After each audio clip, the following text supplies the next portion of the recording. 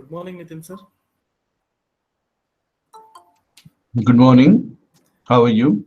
Yeah, I'm fine. Thank you, sir. Very good. Uh, so we shall start the session. It's already 10:05. Uh, Good morning, one and all. Uh, I welcome today's resource person, Dr. Nitin Verma, to this session one of day four. And also, I welcome all the participants to the session. This session will be carried by none other than our resource person, Dr. Nitin Verma, on decision four, innovation delivery. It's over to you, sir. Dr. Nitin Verma, sir, it's over to you. Sure. Thank you. And I'm going to just switch to my slide deck in a moment.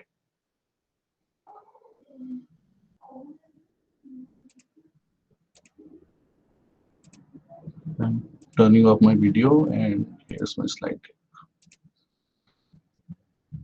So just a quick confirmation. Can you see my slide? Yes, sir. Okay, very good.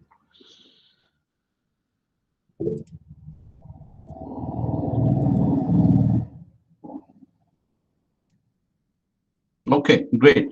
So good morning, everyone, and welcome back to Design Thinking FDP. Today is the 21st. Actually, the date here is not updated, but this is where we are, 21st of January, 2021, decision for innovation delivery. How will you deliver your innovation? Okay, so that is the topic for this session now. And let's get straight into it. We have a lot to cover in this session as well.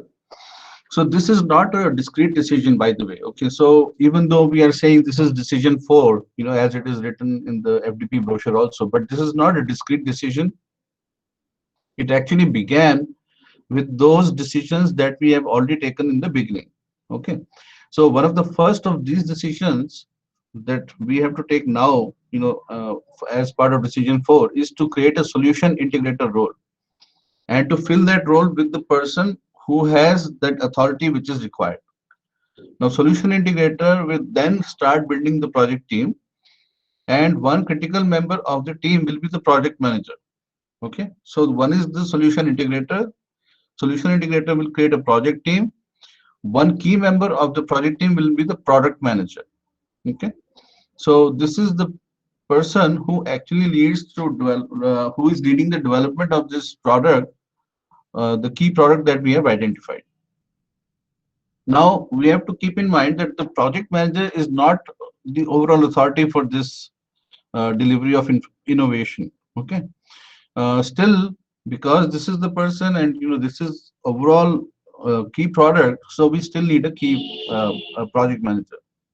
Okay, and as the project moves forward into decision two, so remember in the first slide I said that we had already taken certain decisions by the time we reached here.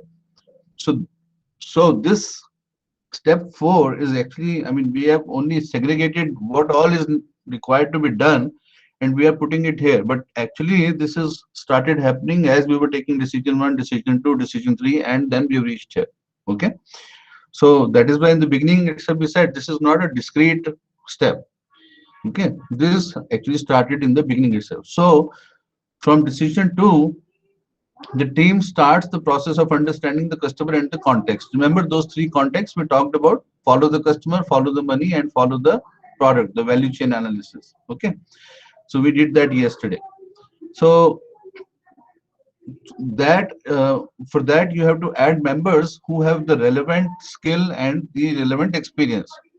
Okay, because as we talked about it, it is not easy to learn from the customer. Remember we did all this yesterday. So we will need to have the members who have the experience and the skills that are required to understand customer context.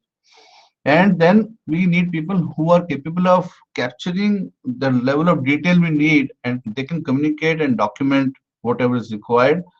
And that primarily is the responsibility of solution integrator role. Okay, that's an important part, but that is not all that this guy only does, solution integrator. So that's a key responsibility for the solution integrator, who is overall in charge of this integration of all innovations into the key product. So when we go to decision three, So choosing specific complementary innovations, the team has to expand to include people who will create and manage those complementary innovations.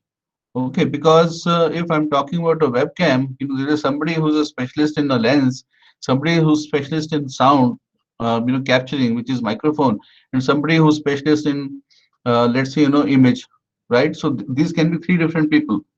So you need to bring in all those people and then, see how each of them is going to contribute uh, for their respective complementary innovation.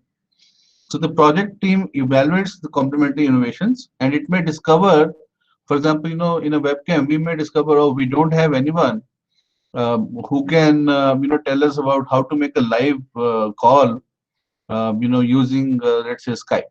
Okay. So we may have everything covered, but we may not know how to use this, let's say, with the WhatsApp web, a webcam. So we may need somebody still uh, extra beyond what we already decided to take. So all these team members, they can be from different parts of the company, or they can even come from outside if required, because we may not have all the talent in-house. So the goal is to build a team that has the capabilities needed to select, design, and integrate a complete set of complementary products and services, and the corresponding business models which can wrap around the product. So the innovation matrix will help the solution integrator communicate the need for these partners to management.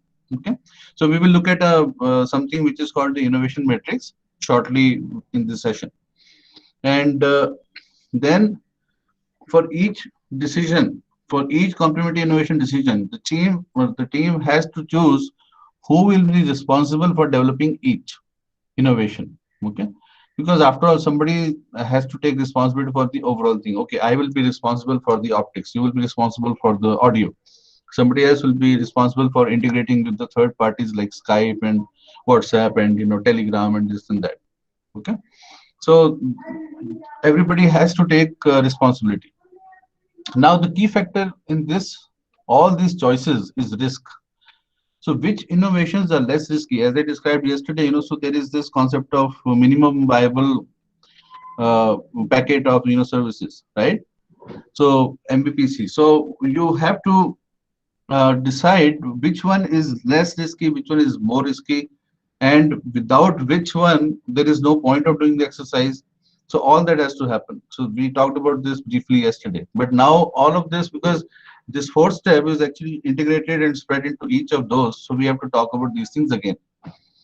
And we can consider mapping the responsibilities in a way that less risky tasks are given to people who have relatively lesser experience or knowledge, so that there is risk mitigation. Very high risk tasks must be handled only by experienced people and based on data, not by hunches of the people who are there. Or if somebody says, I am an expert, I know this. Okay, so yesterday I told, we talked about what happens with experts and how right or wrong they can be compared to the end user. Okay, so we will talk about Guinness today. Okay, and how Guinness created a huge line of success. But before that, we'll continue to talk about this topic. We will have this later in the session. Um then the leadership, if the leadership role is well defined, okay, and the project scope is specified properly, and the global business case is well built, then the project planning should be fairly straightforward. So number one, leadership role. Number two, project scope. Number three, global business case. Okay, what is this going to do? That is called a business case, right? For the company. So it still does not mean that it will be easy or familiar. And we already talked about Bujadi and Deja Vu also. Okay, so don't ever assume too much familiarity. Um, and there is an example which I came across. So when Lego decided to work with Warner Brothers, on the timing and the entire plan of the Lego movie, they came to understand that the movie would take many more years than it takes to develop their own product.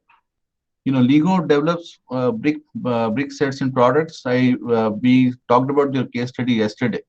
Where they use children, kids, to kind of certify which is the best idea, right?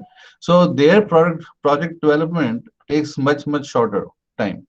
But when they were working on this movie, they realized that although they were doing this to promote themselves, but that was going to take so long more. Okay, um, and in the end, it was not so much rewarding for them.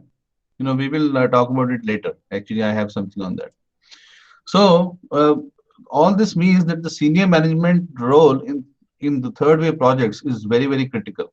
Okay, lot of corporate leaders, we hear them make very good speeches about we need to do this and we need to do that, and they uh, talk about a great project management team. But at the end, if they are measuring those project managers in the same old box of expectations and constraints, that's a problem.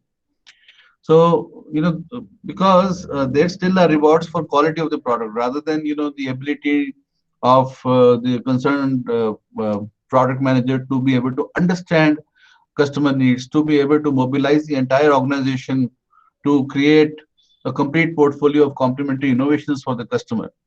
Okay, so this needs to change, and hopefully now that you're aware, because when you become senior and when you are into those roles yourself, so hopefully perhaps this will ring a bell, and you will start training yourself from right now, so that by the time when you get into that position, you will already have all this set inside you, so that you won't forget this.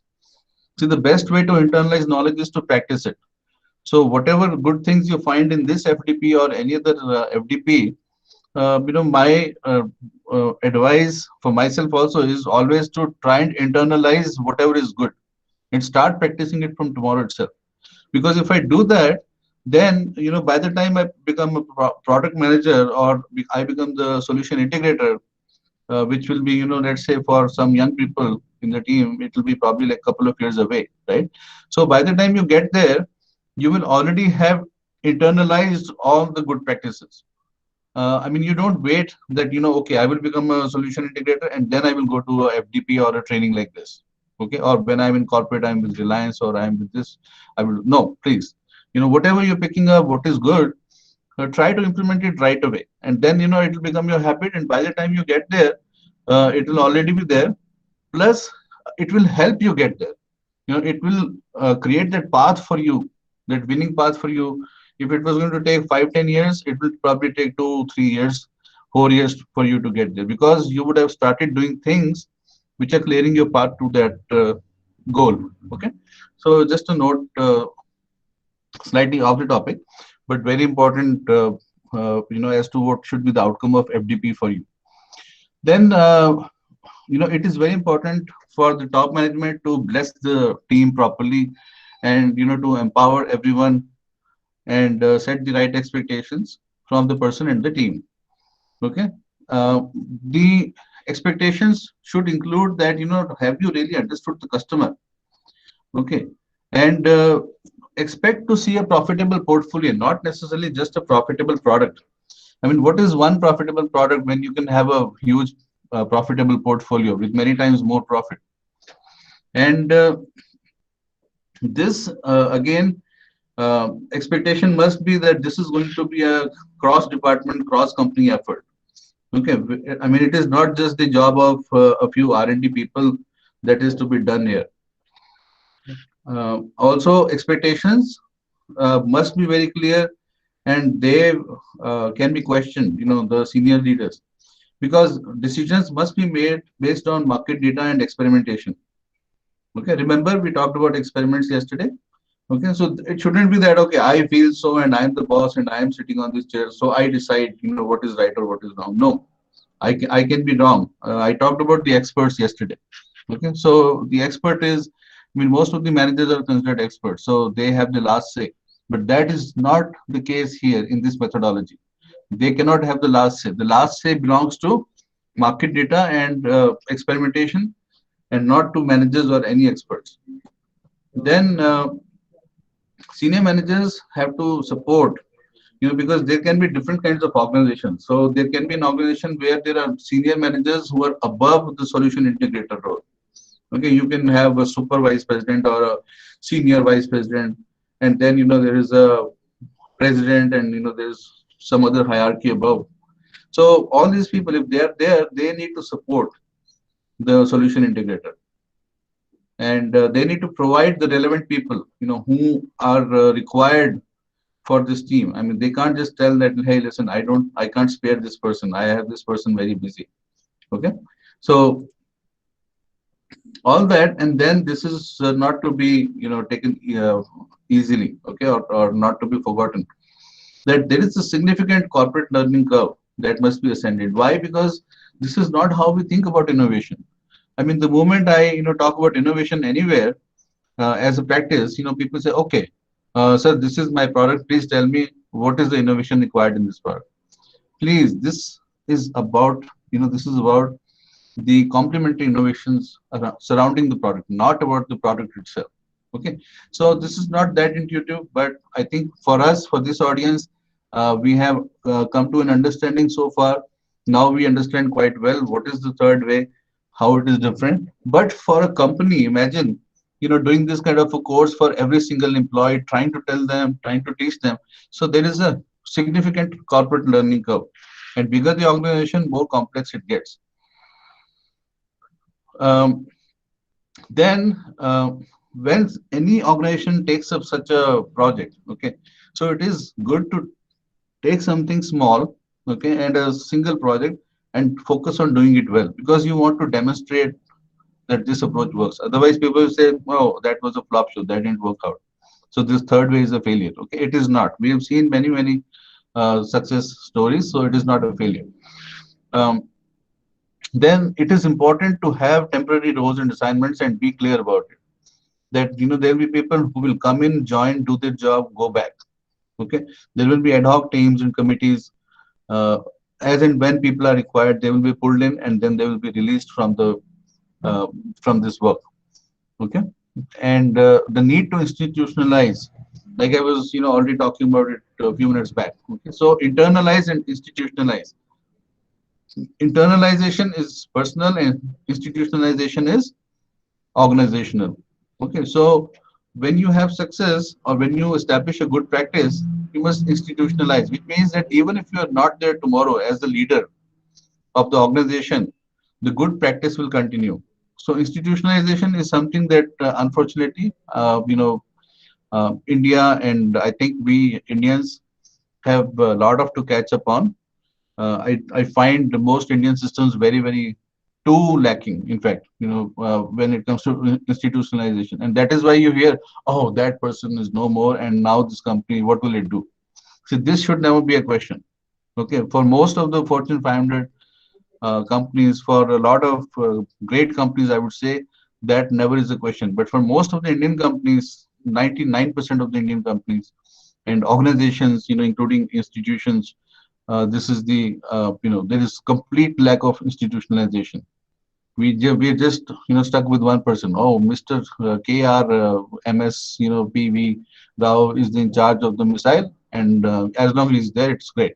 The moment he's gone, we don't know what to do. Now, I'm not talking about ISRO. I mean, I just give an example. ISRO is a very good organization, and I respect them because they have institutionalized. They have learned because it's a critical sector. But I was just giving an example. Okay, that when you have something critical, you can't just ignore institutionalization, and that's why ISRO example fits there very well. Okay, so the advantage is that when you make permanent structure changes, which means you institutionalize, okay, and you create all these new roles and new teams, people will eventually understand, and throughout the organization a message goes, and chances of long-term success will increase. Now, we have already talked about how a new kind of leader is required, and a product manager with a narrowly defined set of responsibilities will actually doom the project. Okay, so the product manager also needs to think broader, and be more responsible for the changes in the complementary products of the surrounding the core product. Now, the leader has to be a solution integrator and work across. Okay, the first task is to construct an innovation matrix, which we will talk about, and with the different parts of the project, tightly defined and carefully managed. Profits must be shared and maximized across the entire project. Okay, so because what happens is that if profits are not shared and maximized, okay, then definitely some parts of the project or within the organization also, people will start seeing that, oh, they are not they are making so much money and they are not sharing it with us, but they took our people. Okay, they took my key people. Some boss will say this, and now they're making so much money, and this guy was making so much money for my unit, for my group, so I want him back. And then your plan falls apart. So whatever profits come, and whatever is the wealth generation, it should be shared, and everyone should try to maximize it across the organization, across the project. Okay, so we'll talk about Guinness today, uh, because I just wanted to, bring us into why we are, what is this step for or decision for, okay, and what it requires. So now we will look at Guinness as a case study, and we will learn from it how these decisions were taken, what was done. So it's a very beautiful case study, and let me start a video here. Just one moment. First, we will take a look at a few facts about Guinness. Let's move on to honor our next industry leader. He runs an advisory service where he identifies undervalued. This is Company Sound. Welcome to alux.com, the place where future billionaires come to get informed. Hello, Aluxers, and welcome back to our channel for another original video brought.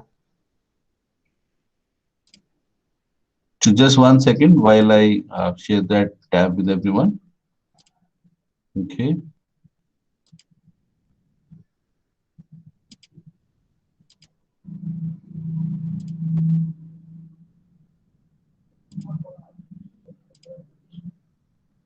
Okay, so I hope my tab is visible. Yes, quick response. Yes, sir. Okay. Brought to you by our team here at alux.com. In this video, we're going to reveal 15 facts about the popular beer company, Guinness. Guinness is a world-famous beverage company that was founded by Arthur Guinness in Dublin, Ireland. The company's most popular product is the Guinness Dark Beer, which is a specialty blend dry stout. The beverage was first produced in St. James Gate Brewery, which Arthur was able to rent out for only 45 Irish pounds. In this video, you're going to be learning about the beer that emerged from humble beginnings to now being produced by Diageo, which is unquestionably one of the most successful beer companies in the world. If you're new here, welcome. Be sure to subscribe and follow us on Instagram at ALUX. It's now time to take a closer look at this thriving company with the 15 things you didn't know about Guinness. Number 1. The Guinness brand is over 250 years old. Arthur Guinness founded the company back in 1759, but it's doubtful he knew the brand he created would stand the test of time. The Guinness family grew to fame and prominence as a result of the success of the brewery and a number of other business ventures. Had it not been for Arthur's son Edward, the Guinness brewery would never have been listed on the London Stock Exchange back in 1886. This single move secured the company's future for many years to come. Number 2. Over 200,000 gallons of Guinness are sold every year. Guinness is one of the most popular beers in the world. It's brewed in over 50 different countries and is readily available in more than 120 countries. This is to keep up with the growing demand for Guinness products. The most Guinness sold is in the United Kingdom, followed by Ireland, Nigeria, the United States, and Cameroon. Over 220,000 gallons of stout beer is sold every year, and over 10 million pints are drank every single day. Number 3. Unsurprisingly, Guinness Stout is the #1 beer in Ireland. Guinness is without a doubt. Though Arthur Guinness built, many often debate whether Guinness is authentically Irish or British. Regardless, the dark beer is incorporated into a number of the national dishes of both countries. Number 4. Guinness became the 7th largest company in the world by 1930. The Guinness brand continued to expand its reach and explore new markets after it was established. In the early 1900s, the demand was approaching 3 million barrels per year. It's a little wonder that the company soon emerged as being among the top 10 largest companies in the world, coming in at number 7. The company continued to grow because it produced a number of great products and worked hard to gain the loyalty of their employees. Number 5. The Guinness brand is worth over $2.3 billion. growth is expected to continue for the foreseeable future. This growth is attributed to the company's push for carefully branded advertising campaigns that are designed to target a younger market. Number 6. The first Guinness CEO that was not a part of the Guinness family was forced to resign. The Guinness brand was known to be a family-owned business. At least 3 of Arthur's sons and many of his descendants followed in his footsteps and became brewers. In fact, the company was initially named the Guinness & Sons Company Limited, and as such, it was a very momentous occasion when the board selected a chief executive officer that was not a part of the Guinness family. Ernest Saunders was appointed in 1983, just 3 less time. Number 7. In that same scandal, 2 Guinness directors were arrested for their involvement in a stock price fraud scandal in 1986. The stock price scandal of 1986 involved noteworthy figures and banks across the distillers company that went awry of the mass purchases. The scandal also implicated then known as who is a Roman Catholic. The Roman Catholic religion has had a long and controversial relationship with alcohol and those who consume it. While we cannot be certain why it was done, until 1939, there was an unwritten rule that Guinness employees had to resign if they intended to marry someone Catholic. There is evidence that suggests that even until the late 1960s, Guinness executives would avoid even hiring Catholics. As you can imagine, this was viewed as very controversial because many Catholics would purchase and consume Guinness brewed beers and other alcoholic beverages. Number 9. Guinness adjusted its recipe to make the beer vegan-friendly. Traditionally, Guinness was made with isinglass, which is derived from the bladders of a specific type of fish. It was thus shunned by vegans who seek to avoid consuming any food from animals. The ingredient is used to filter, clarify, and refine the beer. In 2017, the company released the first batch of beer that was produced without isinglass, and it's now suitable for vegans and meat eaters alike. Number 10. The most expensive Guinness bottle sells for $35. Beer is not known for being expensive, but Guinness is on the higher end of popular beer sales at an average of about $5 to $8 per pint. It was made with the same fineness about those in our video, the top 10 most expensive beers in the world, which you can check out. For just $67, you can make as many videos as you want, and you never need to pick up a camera or use years. The Guinness family remains a major shareholder. However, it should be noted that no member of the family currently sits on the board of directors. Still, they continue to have incredible influence over how the company operates. This is definitely a shift away from the family-owned business that emerged 259 years ago. Number 12. Guinness opened another U.S. brewery in August 2018. The Guinness company recently made headlines and caused quite a stir when it opened another U.S. brewery in Relay, Maryland. This opening made headlines because it's the first U.S. brewery to have been opened in 60 years. The 62-acre property is expected to receive over 30,000 visitors annually. In 1868, the demand for the beer was a little less than 400,000 barrels per year. Less than 8 years later, in 1876, the demand for the beer had doubled to almost 800,000 barrels annually. By 1886, the demand for the Guinness beer had skyrocketed to over 1 million barrels. This steady increase in demand was incredible because the company would not pay for any form of advertising, refused to discount their products, and did not own any pubs that exclusively sold their beer. Number 14. Arthur Guinness had at least 20 children. Arthur married his wife, Olivia Whitmore, in 1730 to assist him in running the. It's unlikely they would give birth to any more. Number 15.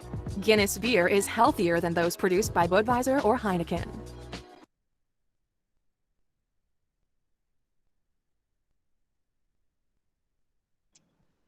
Okay, so you would have noted a few points that they did not own or operate any pubs at a certain time. Okay, and of course, the general history of the Guinness, how they grew, and how it's a very old brand, very old brand, and doing phenomenally well. Okay. So let me share another video where you will actually see the.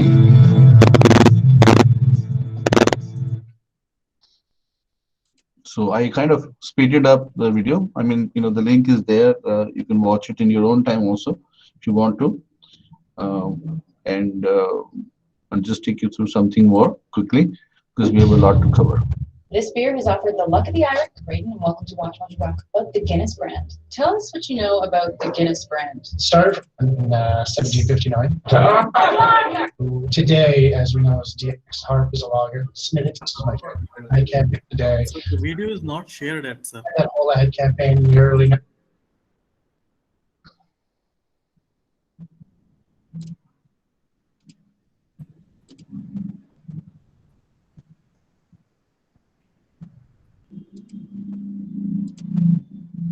Okay, can you see my tab? So quick Yes, sir. confirmation. Okay. Yes, sir. So just hear out how they promoted beer. This is slightly, I mean, this is interesting, because when you're trying to learn how things happen. Had that whole ad campaign in the early 1900s. Guinness gives you strength. Guinness is good for you. Pregnant women in hospitals having a pint of Guinness a day. All those things. The antioxidant characteristics making it.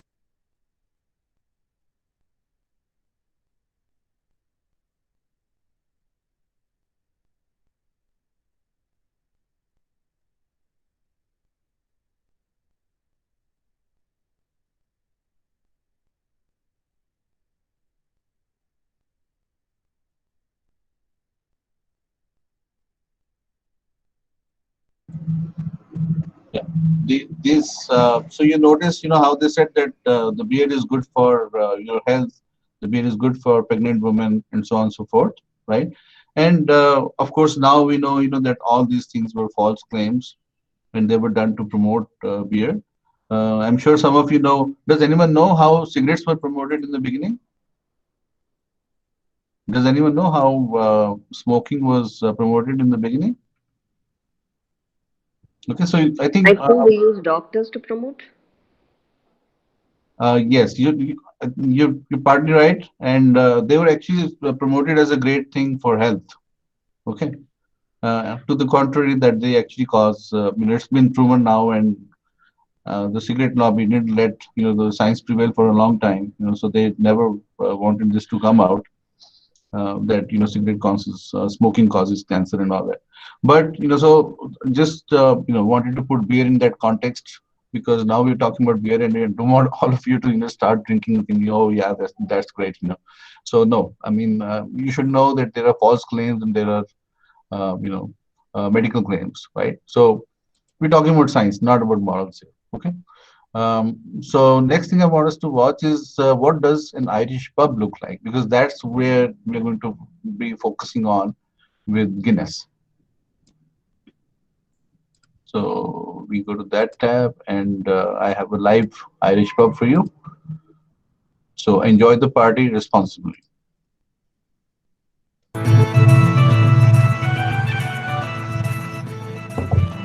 When you're in an Irish pub, you realize the only thing that needs to be finished by next Friday is next Thursday.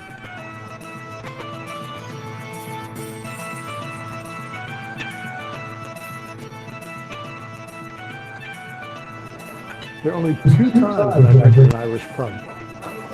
When I'm alone and when I'm with friends. Sláinte, cheers. The Irish pub is the place where truth can never get in the way of a good story.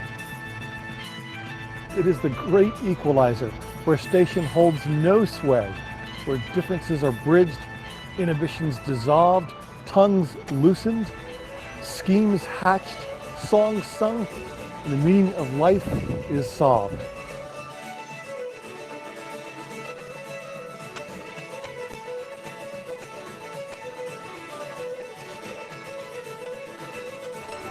Conversation is on tap here. Once the spigot is turned, talk can go anywhere. Where the Irish do not suffer gladly, common sense.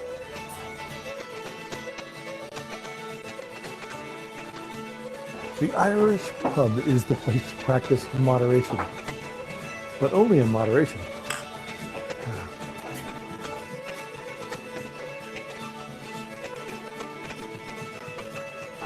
Beauty is in the eye of the beer holder.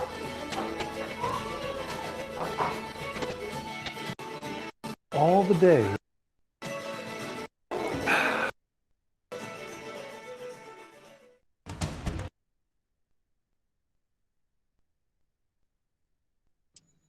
Okay, so I just wanted you all to have a look at the Irish pub atmosphere. Okay, so that's what that was about.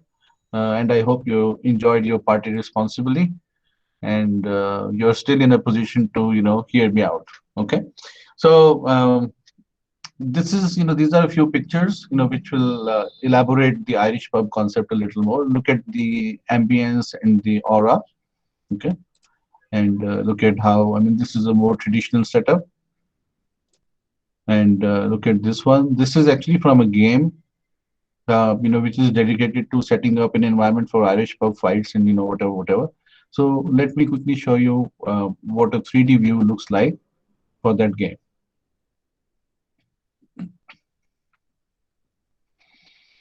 And you will realize why we are doing this, because Sorry, slide is not available to us. Slide is not available to us. yeah, it will come up. I'm sharing the page. Yeah. Just 1 second. I'm turning on the tab here. Okay. So this, I hope it's visible now. Yeah. Yes, sir. Yes, sir. Okay, wonderful. So this is the, this is a 3D model for a typical Irish pub. I mean, you can, this is a game developer, and you can actually take this environment and, pull it into your game and, show people here and all that. So, I mean, there are imports. I mean, you know how to import things into Python and, other libraries, probably. I mean, some of us know, software people, okay? But for the others, it is possible to import this entire picture into a software and fill this with people and animation and do whatever you want. Okay, so this is, I just wanted to share a very lively kind of 3D model of an Irish pub here. So closing this out and going back to the slides, and let me share the slides. Let me show you the environment, little more of that, and then we are back to our case study. Okay. So you can see these pictures, right? So my screen is back on now. Yes, sir. Yes. Okay, good. So you can see these pictures. They, they give you a little more idea about, what kind of settings there are in an Irish pub or whatever. Okay. So this is an old Irish pub, very typical one. Okay. And this we've already seen in the video, the 3D model of this we've seen. Okay, this is a still from that. And this is also, again, this is from a software developer. They provide all the components. You can import all these components and you can create your own Irish pub using all these components. So you get the idea, right? What does an Irish pub need to have? These are the kind of things. Okay. So now let's come to Guinness and Irish pubs, which is, where we will take our lessons on how to deliver innovation. So in the early 90s, we heard that Guinness is an Irish, setup, and we learned about the founder, and he had so many children and this and that, right? And they never wanted anyone from outside to be a CEO. And once or twice they've tried, and now they become professional, right? So this is in the early 90s, after this company became professional. So managers noticed something interesting. There was a spike for Guinness in diverse markets and communities across Europe, in places like Germany, France, Italy, and Switzerland, where they had never anticipated any growth. Okay, they never thought that anybody would be drinking Guinness there, and they were surprised. And can anyone tell me why you would be surprised if, for example, you were in Europe? Would you, would anyone like to take a guess as to why, this is not so natural? Yeah, anyone?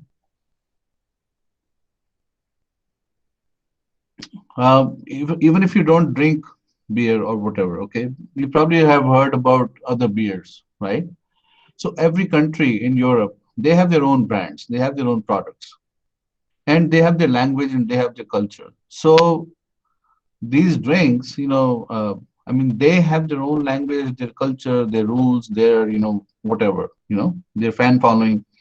So it is very unnatural for something from Britain or Ireland to grow up in Germany, because it shouldn't. The Germans wouldn't touch it, actually. Okay, the French wouldn't touch something which is German. The Italians wouldn't buy something which is French, and the Swiss wouldn't touch something which is, let's say, Italian. Okay, so there is this. They have this very different kind of environment, for certain products which are very deeply rooted in their culture. So that's why this was very surprising for the managers at Guinness. Okay, then they said, why? I mean, why is this happening? Okay. So when they looked at this, they said that this growth is coming from areas where there are successful Irish pubs. Now, you heard in the video that people debate whether Guinness is British or Irish. So actually, if you know about the UK, which is the United Kingdom, it has like 4 constituents, right? So Ireland is different actually, and there is a struggle going on with the Irish, trying to break away from Britain, the UK, and so on and so forth. So we're not going to get into that, but um, it was surprising that people were going to Irish pubs in all those countries, and despite having a strong home culture and homegrown products. So the growth was not only coming from the pubs themselves, but also from bars and restaurants around those pubs. And clearly, the Irish pubs were introducing local drinkers to Guinness. Notice this line, right?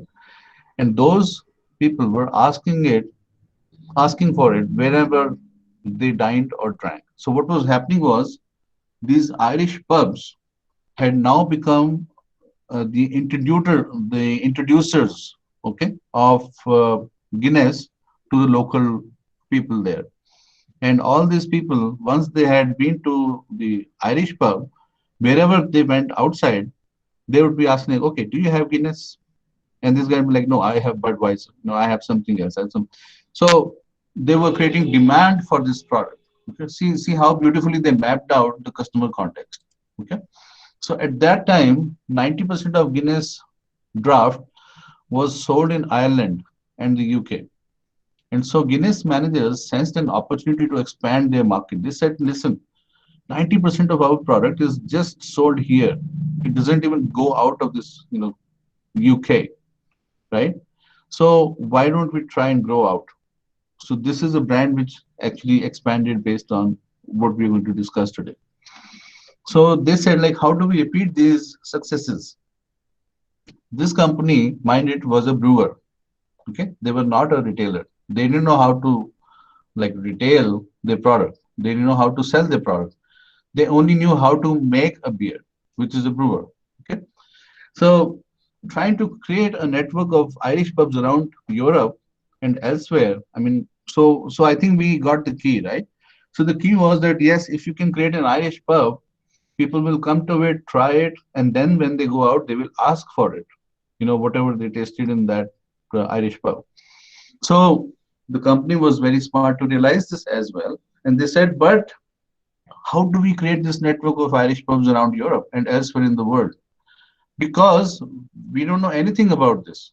We are not in this business. This is nothing ever, we have done in our lives, right? And there is no expertise within the organization. So it was very risky for them. So what they did, just imagine, so because we're talking about, implementing this innovation. So all of the, the theory that we talked about is coming here now, all together. So they hired a team of designers and restaurateurs, marketers, and real estate people to study those pubs. Okay. So they had some people, who had some understanding. Then they hired more, and they said, let's try to understand what is this pub thing. What does it give to people? What does it mean? Customer context. What is the value exchange? How do people pay? What is the product? So they did all that. So they looked at something like 70 or 80 establishments, and then they created their, they listed their findings. So most of the pubs were the genuine article, real Irish pubs that faithfully replicated the great mid and late Victorian pubs of Dublin and Belfast. So all this was, this worldwide thing was coming from just 2 places. Okay, Dublin and Belfast. So whatever Dublin and Belfast had, all those Victorian and mid-Victorian pubs, they were getting replicated outside everywhere, and these were the ones that were doing so well. So they said, this is what we need to study. So then they studied those specific pubs, and they found out that the owners of those pubs had made very significant investments in the pub design. In fact, what these pub owners had done was they had bought the millwork, which is the doors, the window casings, the cabinets, the back bar, the mirror, and other, in quotes, signature components. Remember, I showed you the environment just a few slides back, the typical environment here, this one, right? So these are all signature components for an Irish pub. This is a signature environment, okay, and what you saw here, and so on. So they were buying all this from Irish firms where artisans plied a unique 200-year-old craft. So it was like, okay, I want to make environment like Taj Mahal. Okay, so I'm going to go back to Agra, and I'm going to, talk to the people who have been living there, the great, grandchild of the person who supposedly was there when the Taj was made or had contributed to the Taj in some way. So, I will have the same knowledge, and therefore, hopefully, if this person is still in that trade, this person will still be able to create that minaret or, the pillar or the dome or whatever, that I'm looking for. So this is how far deep inside the company went into culture. The pubs now, they also found out, served food, and these were Irish dishes prepared with fresh and local ingredients. Obviously, who was going to import things from, let's say, Belfast, if they were sitting in, let's say, Russia, right? Moscow, for example.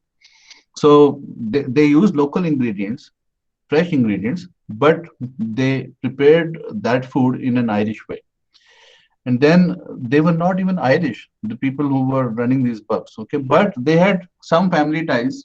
Some of them had family ties to Ireland. Many had visited Ireland, okay? In fact, they had studied Irish culture, okay? And the best thing was that these people who were running the pubs, they understood how to create or replicate the warm, friendly atmosphere that made real Irish pubs unique and universally appealing. So that's what they understood. So what did they understand? The ultimate thing, the customer, what is the customer looking for? The customer is looking for a warm, friendly atmosphere, which is there in a real Irish pub. That is what the customer is looking for. So these people who were not even Irish, and of whom some of them had family ties to Ireland, many had visited Ireland, but almost all had studied Irish culture. Okay, so that means they had understood the customer context very well, and they were running these pubs which were successful. So they were eager. The company Guinness was eager to grow the number of Irish pubs in Europe, because that's what they had found out was the key to success. And even though they did not have this knowledge, right, now they had the key to success. They knew what was at the center, what was the core, the product, right? The business promise. What was the business promise? Warm, friendly. If you come to an Irish pub, you will get a warm, friendly atmosphere, just like a, Irish pub, right? I don't say, just like an Irish pub. I'll just say you'll get a warm and friendly atmosphere. Why? Because we're an Irish pub. Okay. So they decided this is how we will do this. So they identified in Ireland the critical expertise that independent owner operators would need to create a genuine Irish pub. So they identified those, that expertise, what is it that is required to create a genuine Irish pub?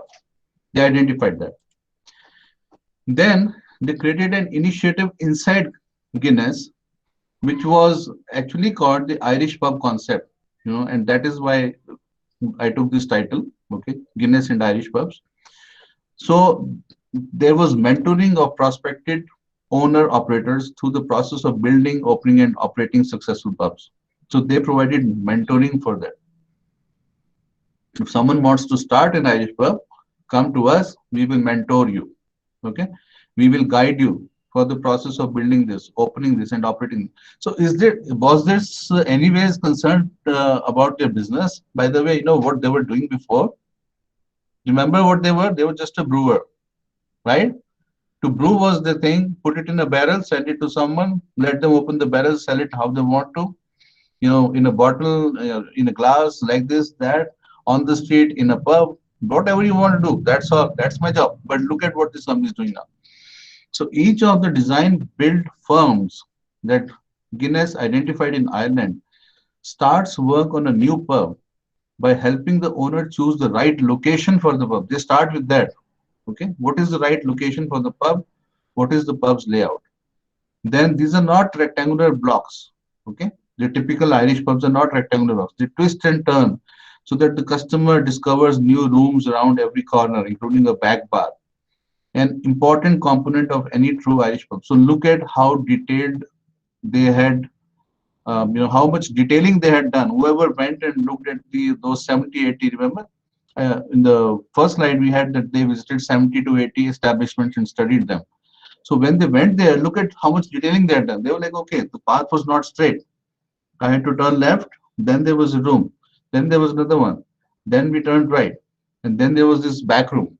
Oh, there was a back room in the previous one also. There was a back room in the previous one also. Oh, so that means a back room is a very important component of, of what is in Irish pub. So this is how, okay. So this is how the knowledge grew and the kind of detailing they did. Then they let the pub owner decide what style of pub they prefer. So there are different styles. I will not get into those styles, but you can, find on your own, because this is not a class on beer and drinking in pubs. Okay, but you can find on your own if you're curious. So there is a country style, there is a Celtic, there is a Victorian, and there are some other styles. Okay, so they would ask the owner to choose what style you want, and then imagine the firm builds the pub in an Irish warehouse. Okay, so they build the pub in a warehouse, then they disassemble it, then they put it in a shipping container, and then they reassemble it on the site. So everything is done before the actual pub is created. Just imagine how much effort they are putting into all this. So Guinness also identified hospitality consultants, food service equipment companies. See, this was none of their business, by the way. Real estate professionals, architectural consultants, site selection experts, and all kinds of expertise that was required. Okay, so that the owner operator would be able to tap into this expertise as and when needed. And then they help the new pub owner find young adults with red hair, freckles, and Irish accents who will go work in the new pub. Why? Because these are the people who will give that, that genuine, authentic Irish feeling to the pub, because they have red hair and freckles and Irish accent, right? So, and they create, remember we talked about creating informal and temporary teams and structures and all that. So they created all these informal arrangements where all this happens. Okay, and Guinness itself pays nothing to the members of the pool. There are no contracts linking Guinness and other firms, although the woodwork has this thing carved in its survey. Okay, so that's branding of the pub with Guinness. So now the entire venture exists outside of the Diageo Guinness. Each firm belongs because it benefits from belonging to this entire group, right? The second major piece of the Irish pub concept is the mentoring of prospective pub owner operators, because the concept cannot succeed unless the pubs succeed as standalone businesses. The Irish pub concept helps new owner operators in several ways, right? So we have seen all that. So this is the kind of work that goes into creating this thing, right? And it works with all of them to determine whether it will be profitable, what is the ability of the owner investor to make the kind of investment required, right? And they don't get involved directly with the financing. They connect the prospective owners with the banks and help the owners prepare the plans, and so that the banks will give them a loan. And then consultants work side by side for the entire development process. Okay, so they have estimated there are some 3,000 steps to make sure everything is done in a proper and timely way, so that the owner can avoid the mistakes that new restaurateurs make and fail. Okay, so they can avoid failure. So there are some 3,000 steps they have identified. So so it's very, very nicely documented.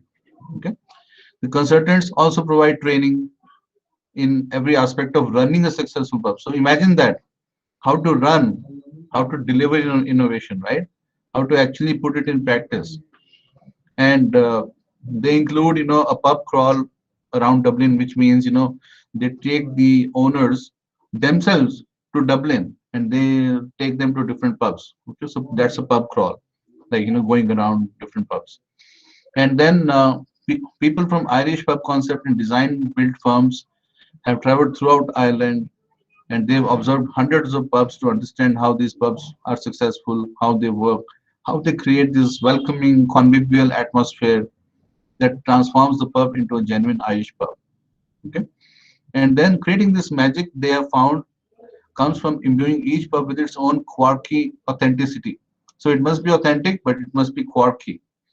Okay, in a way that it's laid out, its architecture details, its millwork, the way it's run, and even in minor but essential touches like real photographs and bric-a-brac from Ireland. So real photographs and bric-a-brac is like, the background that I showed you there, this one. Okay, so some some of this. Okay, so you see all this, and you saw in that video. Okay, there were things written on the wall, and there were certain kinds of brick structures and stuff like that. Okay, which are very typical.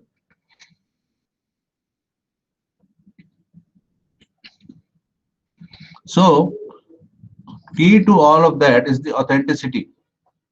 Okay, and the personal story that the design firm helps the owner create. So that is the authenticity they create. It's the story of how that specific pub, its site, and its owner are somehow linked to Ireland. So that's the feeling they want you to have, that this is linked to Ireland. Okay, so it's a fake thing, but they want to ensure that because people are coming thinking this is an Irish pub, it is the thinker, who's thinking this is an Irish pub. So if the thinker is thinking this is an Irish pub, it better be an Irish pub, right? So that is how they create this. So I wouldn't use the word illusion here, okay? Because this is not illusion. They're not creating an illusion here. They are delivering upon the promise. The promise is that this is an Irish pub. So, okay, if you want this Irish pub, here it is. This is how we will create it. So they're not creating an illusion. They're not duping people, okay? They're not misleading people. They're actually delivering what they promise. This is an Irish pub. So the story is told through the media, then there are images and there are marketing messages, and they are not, so they're careful that, one does not look like another, okay? Because it's not like, okay, let's use the same painting here, let's put the same painting there, let's put the same item there, let's put the same. They're not duplicates, and they're different, okay? So every minor detail is looked into. And once all these pubs, so many of them, by the way, were created, none of them were duplicates, and they capture the spirit of Ireland, which is, what people think is a warm and open and welcoming place, an Irish pub. And so from this is where Guinness has been growing. Okay.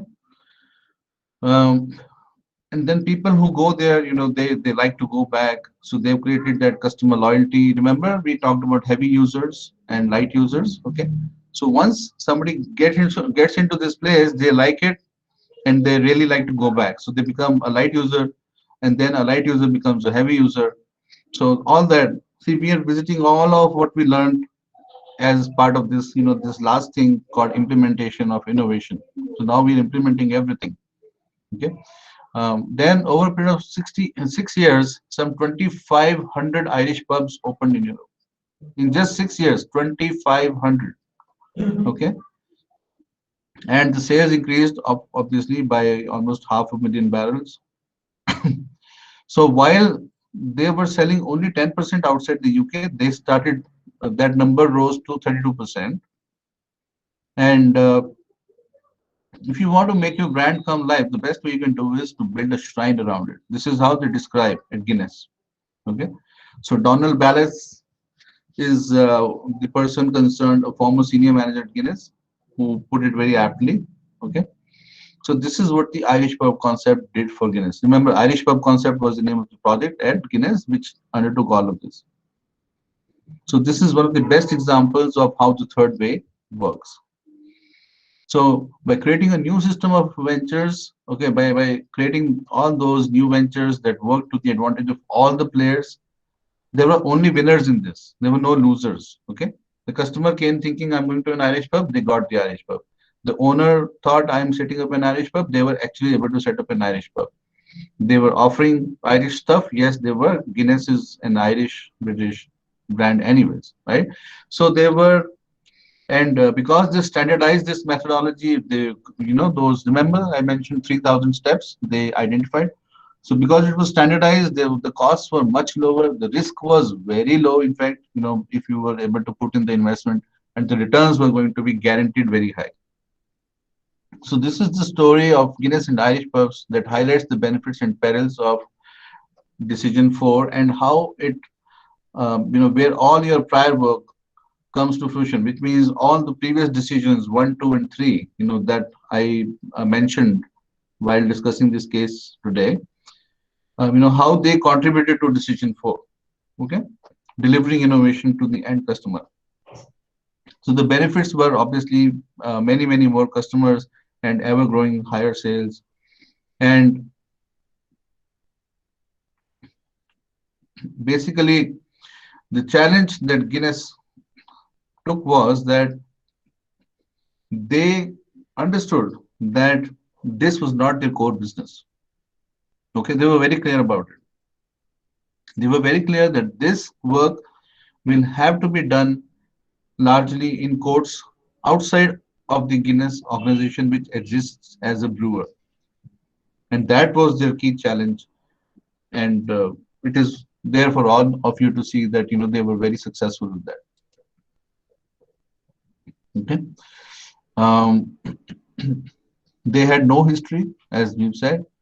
And once again, to emphasize, they understood their customers very well. And they had little expertise in architecture, financing, construction, hiring, running of a restaurant business. Why restaurant? Why we are not saying pub here? Because remember, they were offering Irish food also. Okay, so all of that, they had no expertise, but they built that expertise. They identified the people, they built those teams, they created the project, and then they were able to deliver. So, which brings us to, there is a new mandate required for the project leader. Okay. So when the company designates a key product, it must also name a project leader who will manage all the innovation around it. So most people, who are not familiar, and therefore the most companies that they work for, okay, these mistakenly assume that this person can be the same traditional product manager who's responsible for the product. So we understand, right, that from the GoPro story, there was a product manager from Sony side as well, who tried to compete with GoPro, right? And GoPro challenged Sony as a very serious competitor. And the product managers in Japan were challenged to produce a better action camera. So it's not that they didn't deliver, okay? They could not deliver the final outcome, but they did create an action camera which was superior. Sony did create that.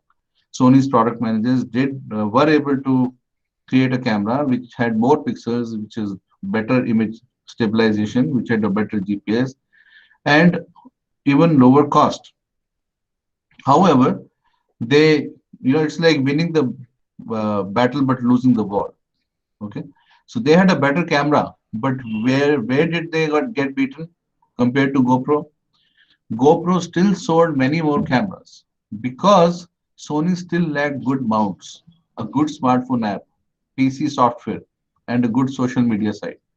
And these had become crucial components, crucial innovations around the product that were required to capture that kind of customer base.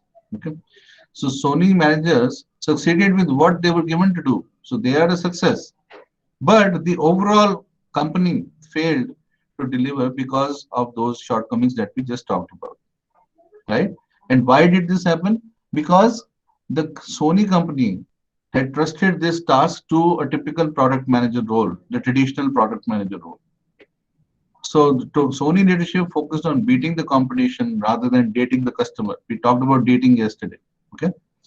And Sony did not support the customer with what the customer was trying to do. They did not try to learn how this camera is being used, okay, for action.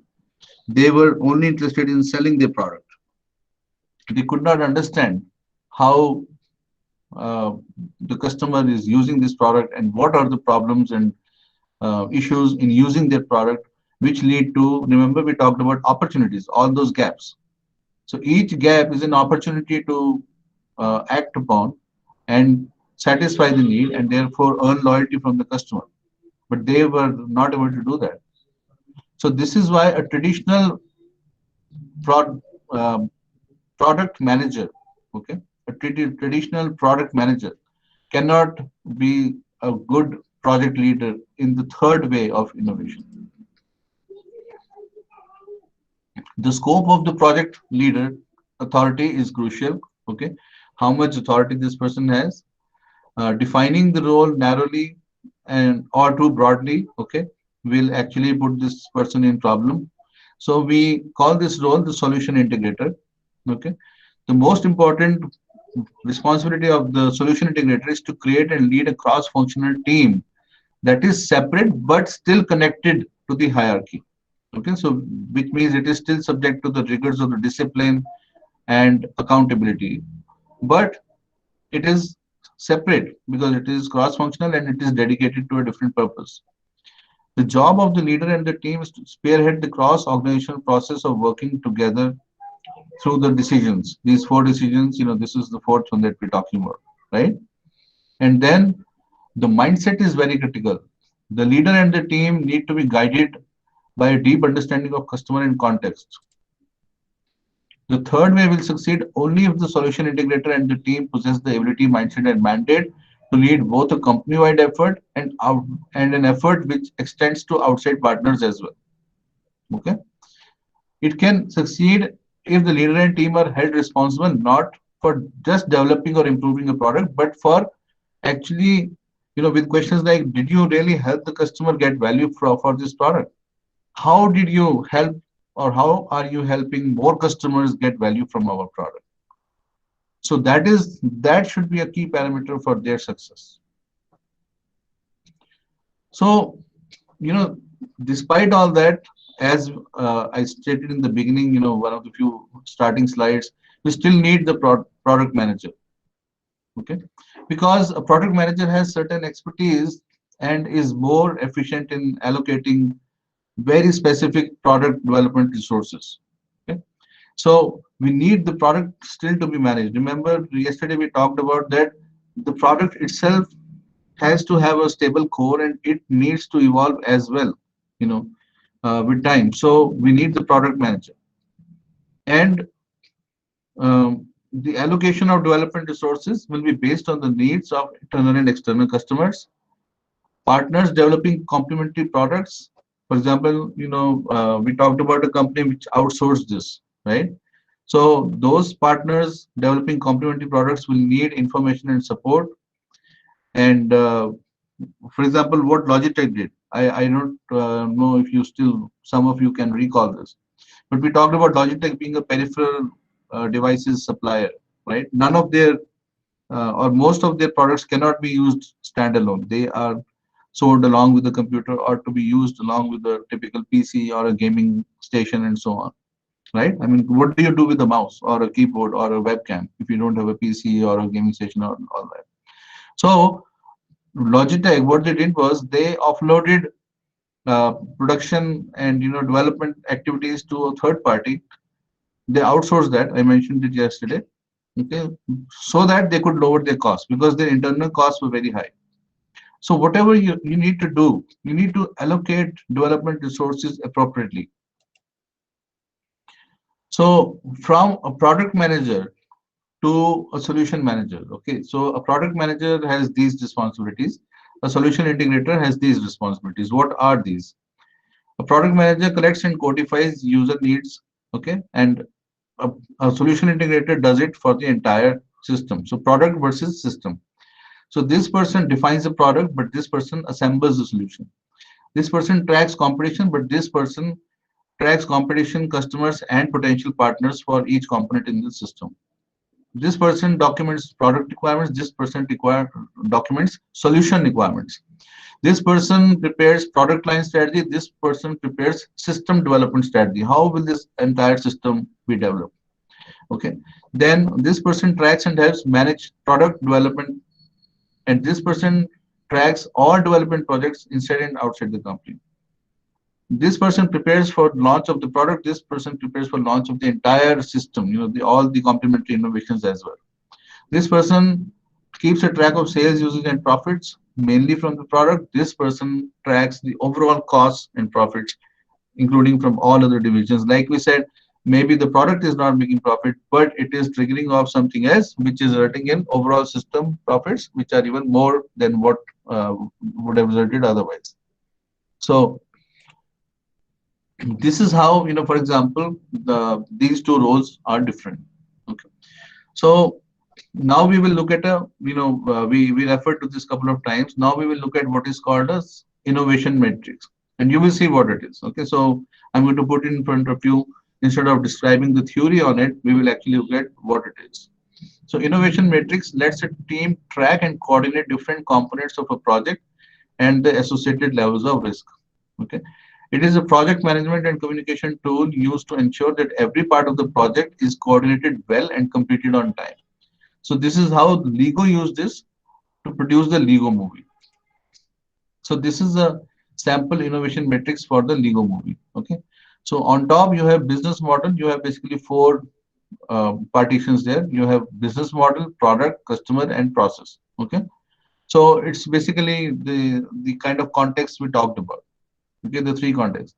So there is very high risk, there is medium risk, there is low risk, and then there are sub-components here. For example, sales channel, business model, product offering, product suite, marketing, customer interaction, core capability, enabling processes. So, for example, licensing royalties is part of the business model. So the Lego movie will have certain licensing royalties, and that will be part of the business model. And business model has a revenue model, and it has the pricing model. Okay. Then there is sales channel within business model. Okay, so you need a distribution retailer and partner so that this movie is well distributed. Remember, I talked about distribution of games yesterday when we were talking about Valve Game Company, Valve Corporation. And I described to you how in the US traditionally products were distributed, products such as movies and games. Similarly, you can have a feature length movie, so this is one thing they said, okay, what if we make a feature length movie? So it lies between medium to high risk. Why? Because if you make a full movie, obviously, I mean, your resources, your costs, your involvement, your complexity, it goes up. I mean, if you have ever produced a video, anyone here, you would know, making a 1 minute video or a 30-second video compared to making a 5-minute movie is very different. 5-minute movie requires a lot of thinking. Every single move you need to plan, right? Unless, I mean, you're trying to be natural, whatever. Okay. So this is the mapping they've done. 12 plus kits tied to movie. Okay. Kits means, different things, different aspects. Then books, video game, toys, etc. Okay. So these belong to the product suite. Collection of products and services that are provided along with the core product, okay, that form the complete solution. And then there is customer. So viral marketing, fan-generated movie content, okay. Why is fan-generated movie content risky? Because what if they write all bad about you? Okay, so that becomes a medium risk. So they did all this mapping. This is what is called a innovation matrix for the typical innovation matrix. Now, every product will have this different. So it will be unique for every product, for your company, for your organization, depending on what you're trying to do. Okay. Then there is interactive web application. So there are low risks because we know developers can do this, and there's a certain cost to it and so Then there is process, supervision of movie and coordination across all parts of the project. So this is a medium risk. See, they have rightly identified this as a medium risk. Why? And you might be surprised that supervision of movie and coordination is a risk, and it's a medium risk on a, on the higher side. I mean, why? Because see, this is what we've been talking about. This is not a normal process that we are following here. This is not something that is usually done in companies. We're talking about involving so many people, coordination all across all parts of the project. So this means so many people, so much diversity, managing everyone, communicating, bringing them on the same level, and so on and so forth, which is very difficult. So what will enable this? Legal and IP, research, product development, and so on. Okay. So this is what is known as a innovation matrix. We saw that. And just consider the 3 negotiations that the matrix might have sparked between Lego and the movie team at Warner when 2 groups were cooperating on this movie. Okay, so what are those? So this is just a situation. These are some 3 questions which will indicate to you how difficult this becomes. So the first question is, how much should Lego invest in the movie, right? For the Lego movie, the author's analysis is that the company neither invested much in the movie nor shared much in the movie's profits. Okay, so but the question is, yes, in hindsight, later on, we could tell they did not invest much and they did not even make much from the movie's profits, but the movie was successful. So they did not invest much in the movie. So it was a risk, right? They could have invested more and they could have gotten more in return. The Lego business model was and still is to sell boxes of plastic bricks, which is their core product. Remember, their key product is to sell those plastic bricks which children can use and create and construct, with the. So the company was quite successful in selling the toys associated with the movie. So again, see, they were not able to make any, they did not have a share in the profits of the movie, even though the movie made a lot of profits, right? But where they succeeded was in selling the key product, which is their plastic bricks. But that also meant that they missed out big time on the windfall profits produced by unexpectedly large success of the movie. Okay, so these are things that happen. But it's good to know and look in hindsight and learn. But when these decisions were being made, can you imagine the kind of decision the company had to make right now? Will you invest in this movie? Then we will, give you a share in the profit. And the company says, no, we will not invest much, and you give us just 1 or 2%. That's okay. And later on, they do sell a lot of plastic boxes, but they miss out on this entire thing. So then, there are questions like who pays for marketing, right? Because it was a very expensive promotional. See, promoting a movie vis-a-vis promoting a toy is very different. And movies are, movie business is very expensive. We all know that. Okay. But then, even though they did not pay for marketing, it benefited the sets that they sold because the movie became popular. So the contribution of marketing actually resulted in more sets being sold, but effectively they did not pay for it, right? Or they paid little for it. So who should pay for their promotion, right? And then who gets the licensing revenue? Because Lego movie is different, so it's a different license.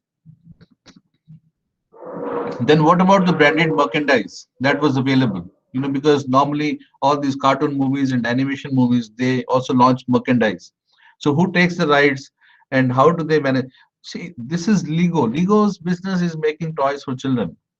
How are they supposed to have all this knowledge, right? But they still did it. And of course, there was profitable outcome for them. So we have come to the end of this session, okay, and we have done 2 good case studies, and we initially talked about the responsibilities of leadership and all. So to encapsulate, okay, this is a new and different approach once again, and it calls for a new kind of leader to take this role. So putting a product manager in charge of this entire solution will doom the project. So we need a solution integrator who must possess the right skills and the right authority must be awarded to this person, so that this person can work across the organization, can draw more people, can draw the necessary finances, can give back the people that have been utilized, and so on and so forth. So it needs to be a more dynamic setup, but again within the discipline and the set and the accountability of the organization. Okay. One of the key tasks of the solution integrator is to construct an innovation matrix, which we just saw, okay, so that it shows very clearly, it establishes what is required to be done. What are all those complementary innovations that are required to deliver on the business promise? Then a solution integrator should have the responsibility for the entire project, not the product manager, as we discussed, okay. The business plan should cover all phases of the project, right from the inception till the end. When the profits come and when the recycling happens, remember the customer context we talked about, okay, and the value chain. So all that must be done. Profits must be shared and maximized across the entire project. Okay. So that's it. We have 4 minutes, I believe, which is our assigned time, and I will be happy to take any questions now.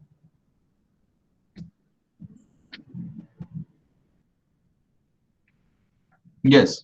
So we have reached the end of this session. Okay. And I have, given you the entire picture of how to implement this through some very detailed case studies. Okay. Hopefully you would have learned a lot. And hopefully when you are trying to take this responsibility upon yourself, you will realize the different aspects of trying to deliver in the third way. And hopefully, you will internalize this knowledge right away. That is very important, because only if you can internalize this knowledge, right, then only will you be able to then only will you be able to create a path to reach that point in your career, number one. Number two, and when you reach that point, you will already be all set to work in that role, because you would have ingrained all of this knowledge, or at least a significant part of it, within yourself. And that's when you will be ready to hit the ground running, as they say. Okay. So once again, this is the end of this session. And if you have any questions, okay, Mr. Swami has some question for me. How much management should have patience and support the entire team when these newer? Okay, great, superb question. I think very, very important question. So the answer is, you need to remember, we talked about some values yesterday, what you need to have. So one of the values I talked about was transparency.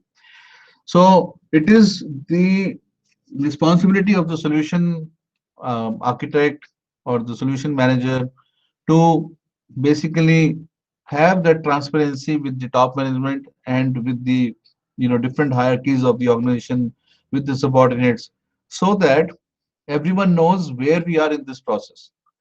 Now, what kind of transparency is required? So that is the next question, right? The answer to that is that the top management should be asking you, have you mapped all the customer needs? Have you understood how the customer is using your product? Have you been able to help our customer use our product better? Have you been able to give them new ways of using our product, or the complementary services around the product? So if these are the questions that are already mandated, that this is how the evaluation will be done. Okay, because see, if your evaluation is going to be done on basically, okay, this is, we have supported you for 3 months, and where are the numbers? Okay, if that is going to be the evaluation, this way is not going to work. Okay, it will fail. But if the evaluation is that you are very transparent, and it is very clear that we have already mapped, let's say, 2 customer contacts, and we are still working on the third one. It took more time. Why? Because of this. Again, transparency comes into picture. So you're transparent. We shared with you, there was a problem with initial findings. We had to go back, and so I talked about all this. So you have to go back, come forward, go back, come forward. You have to loop through a number of times through that analysis, and if you discover a gap which you don't understand, remember I said it's better than making a mistake. You stop there, say, listen, guys, something went wrong. We need to go back to the analysis. We need to study more. We need to find out what is the customer doing with this particular step, right? And then, so when all of this is being done, you need to be transparent. See, if you're transparent, this is why this is so important. If you're transparent, the top management will always know where you are in the process. And I think that's very, very important for success of this project. Okay, so this is how they will be able to support the entire team, and this is this will help get the answer to how much patience should everyone have, not just the top management, but your team and other people who have expectations from your project. How much patience should they have? Okay, so this transparency and level of detail will only guide the answer to that question.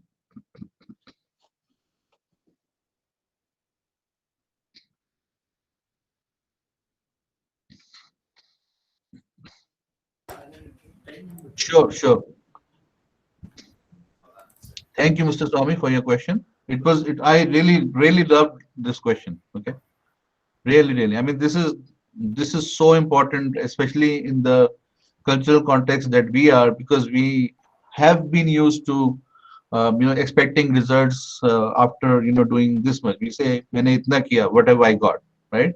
And that's not Indian culture or anything. I mean, American culture or some corporate cultures are far more brutal, where people just live quarter to quarter, and they're like, "Okay, I'm giving you 3 months. Next quarter, you're in or out based on these numbers."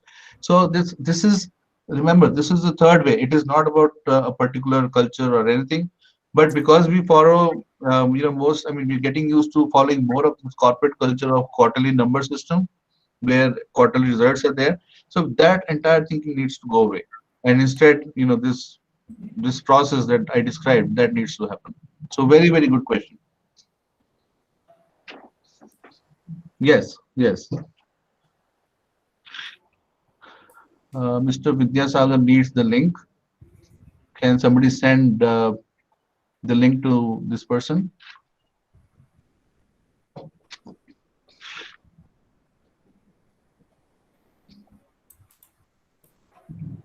Okay. So is there any other questions from the participant side? Okay, if there is no questions, I believe we can wind up the session. So I will just brief out, sum up what had happened today. Dr. Nitin Verma sir delivered on how you deliver innovation, and he touched upon the key factor in delivering an innovation. Choice is risk, and how to choose innovation with minimum venture of risk, senior management's role in third way approaches and its leadership role, and not to forget the third way approach, product manager and a leader for solution integrator. He used audiovisual aid to support the claim. He also showed gaming platform developed in Python 3D model development for old model of Irish pub in a virtual pub in a game interface. He went in depth for Guinness and Irish pub and a new mandate for the project leader. He took the case study of Sony, where the product managers and the customer relationship has been related. The responsibility of product manager and innovation manager. A study on sample innovation metrics for the Lego movie, presented sample innovation metrics, and he finally summed up with key takeaways. So we are very lucky to have Dr. Nitin Verma sir with us for this wonderful session. I thank Dr. Nitin Verma sir on behalf of all our participants, on behalf of Department of Mechanical Engineering, JNC, on behalf of all our coordinators. I thank you very much for the wonderful session, sir. Thank you very much, sir. Thank you.